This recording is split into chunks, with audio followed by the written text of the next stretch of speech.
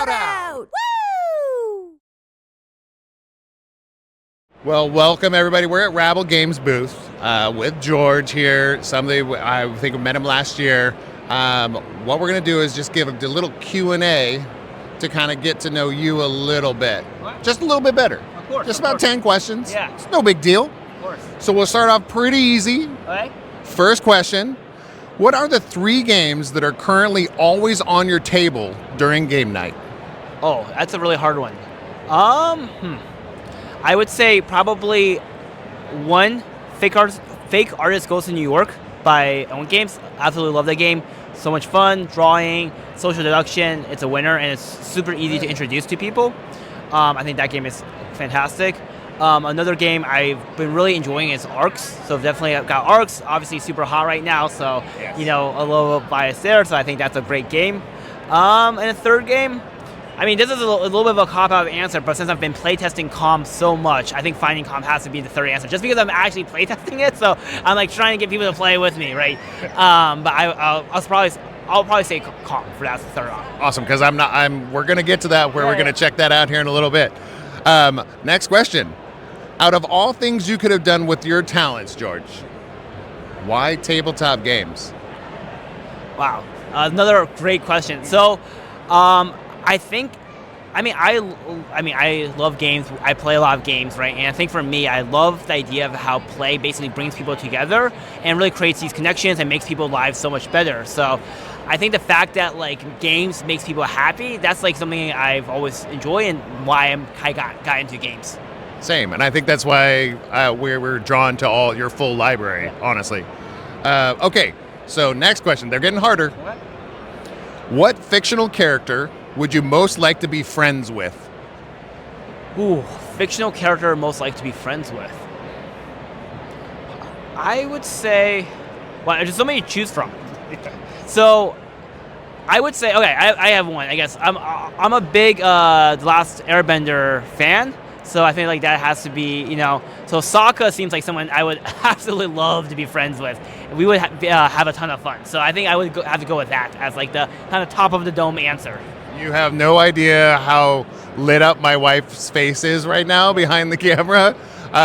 We're big fans, huge fans. She's watched both series, all the books, Of course, Legend of Korra. yeah. She's done it all. Yeah. We went to a musical the other I day. didn't know there was that's really cool. I didn't even know there was a musical. I have to check it out. It's where an orchestra plays and shows you the highlights of it. We went out to, it's in my California. God. That's insane. That's so cool. I will send you the information to see where they're on tour for you. Yes. Next question. What was the first game that inspired you to begin developing games?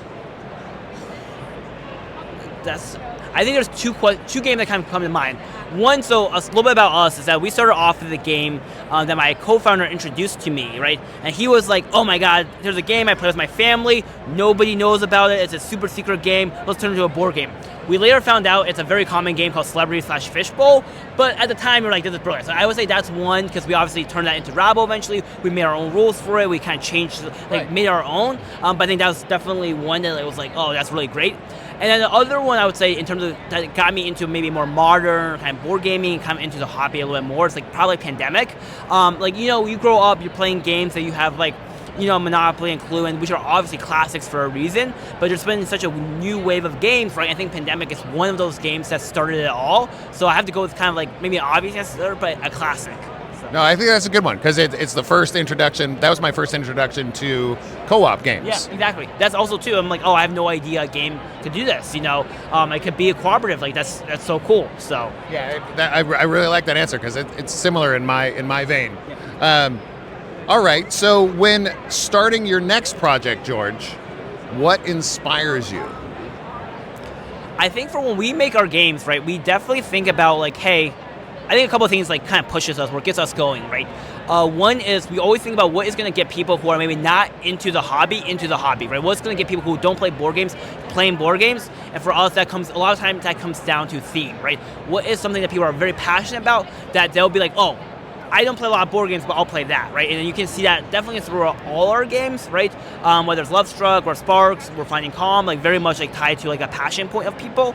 So I think that's gets us going. And the other thing is very much like what's different. What can we push the envelope on?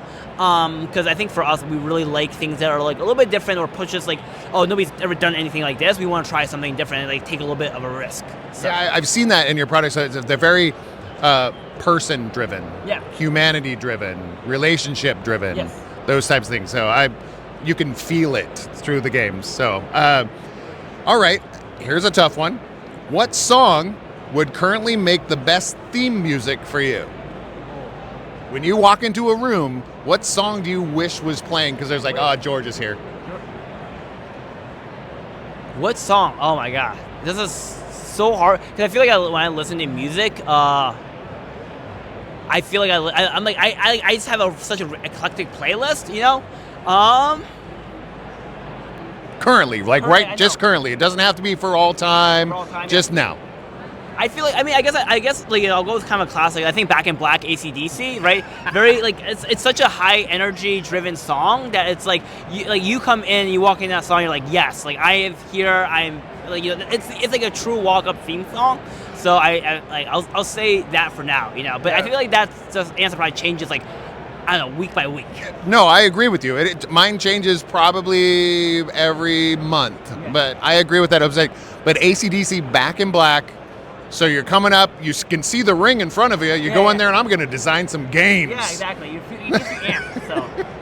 Oh, I love it. I love that answer. Okay, so when developing a new game, what are the key elements you look for before you consider it finished?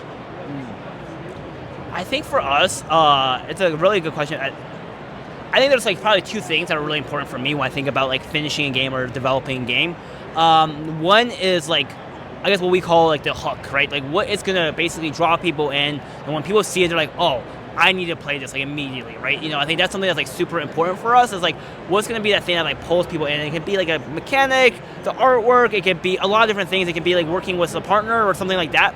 So that's like something we feel like we need to have a really compelling hook where if you know nothing else, you want to grab the game because of that reason, right?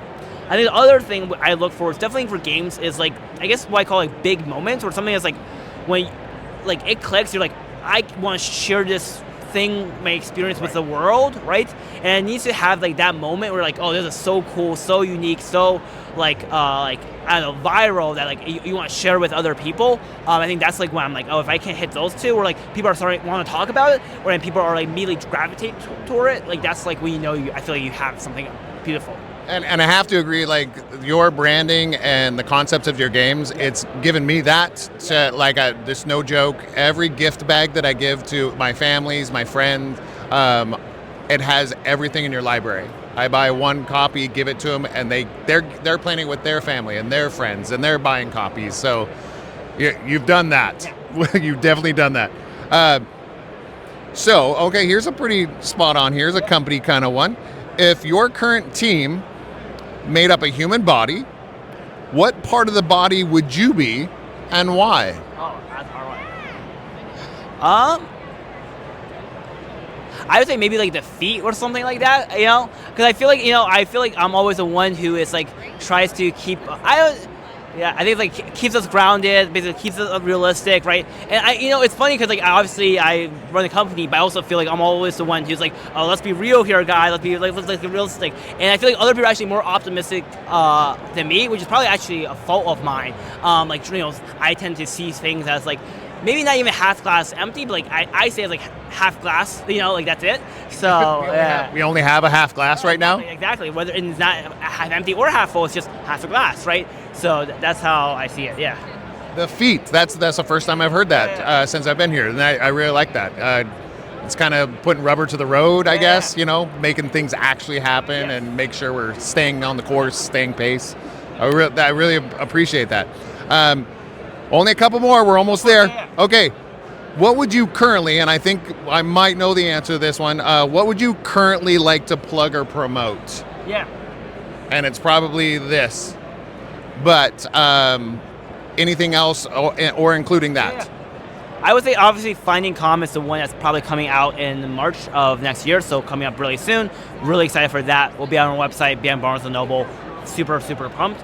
I think some other projects that we have working on is basically, I would say just sign up for a mailing list, you'll get updated, but we have a lot of other really cool projects working on. A game about keeping houseplants alive, a game about online dating. So we have a lot of cool projects that we'll reveal more through our newsletter, but we're still working on.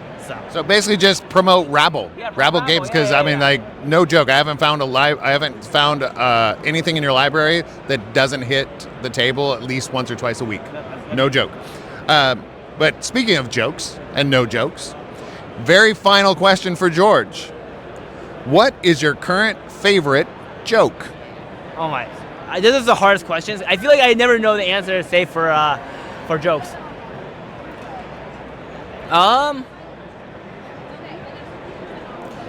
I think. No, it's coming to you. It's coming. I have. I can see it. I'm trying to remember how to tell it because I know the punchline. Screw it up. It'll even be better.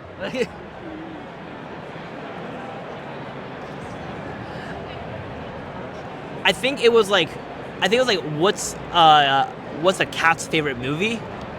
I have no idea. What is a cat's favorite movie? I was like, pause. I know it's cheesy, but for some No. yeah. No, that's retellable. That's retellable.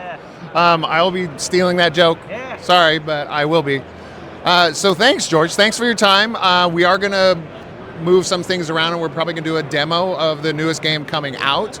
But thanks, everyone. Thanks for meeting up with George. George, go to Rabble Games. It's rabblegames.com, right? No S, Rabble Game. Rabble Game, rabblegame.com. We'd be making multiple games when we started, but yes. But they start with Rabble, and it just snowballed from there.